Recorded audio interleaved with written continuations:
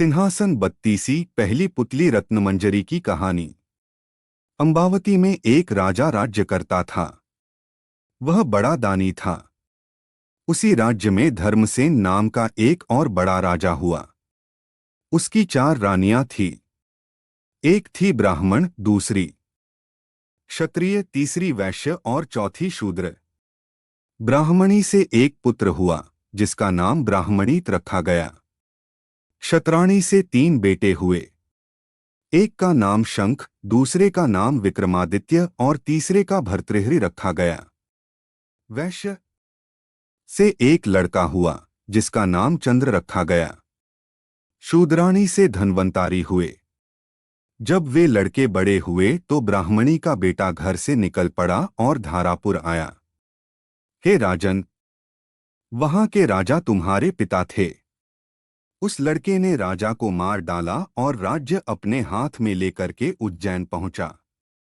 संयोग की बात है कि उज्जैन में आते ही वह मर गया। उसके मरने पर क्षत्राणी का बेटा शंख गद्दी पर बैठा। कुछ समय बाद विक्रमादित्य गद्दी पर बैठे। एक दिन राजा विक्रमादित्य को राजा बाहुबल के बारे में पता चला कि जिस गद्दी पर वह बैठे हैं वह राजा बाहुबल की कृपा से हैं।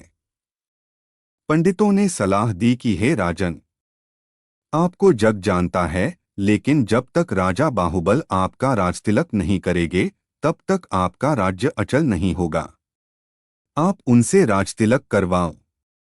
विक्रमादित्य ने कहा, अच्छा, और वह अपने ज्ञानी और विश्वसनीय साथी लूतवरण को डोट साथ लेकर वहां गए।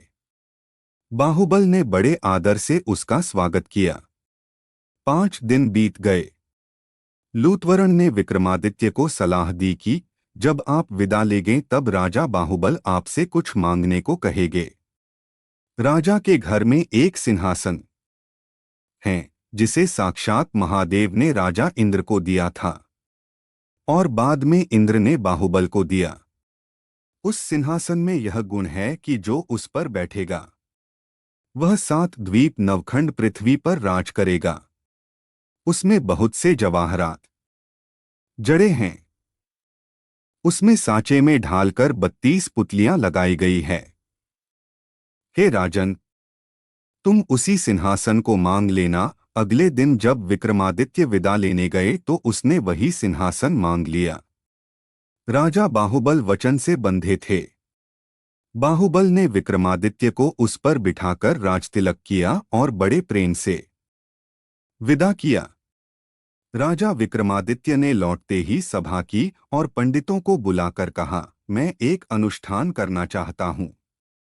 आप देखकर बताएं कि मैं इसके योग्य हूं या नहीं। पंडितों ने कहा, आपका प्रताप तीनों लोकों में छाया हुआ है। आपका कोई बैरी नहीं। जो करना हो कीजिए। अपने खानदान के सब लोगों को बुलाइए। 1.25 लाख कन्यादान और 1.25 लाख गायें दान कीजिए। ब्राह्मणों को धन दीजिए। जमींदारों का 1 साल का लगान माफ कर दीजिए। इतना कहकर पुतली रत्नमंजरी बोली, हे राजन, आपने अगर कभी ऐसा दान किया है तो सिंहासन पर अवश्य बैठें। पुतली की बात सुनकर राजा भोज निराश हो गए। आज का दिन तो गया, अब तैयारी करो, कल सिंहासन पर बैठेंगे। इस तरह सिंहासन बत्तीसी की पहली पुतली ने राजा भोज को नहीं बैठने दिया और अगले दिन दूसरी पुतली चित्रलेखा ने सुनाई राजा विक्रमादित्य की कहानी।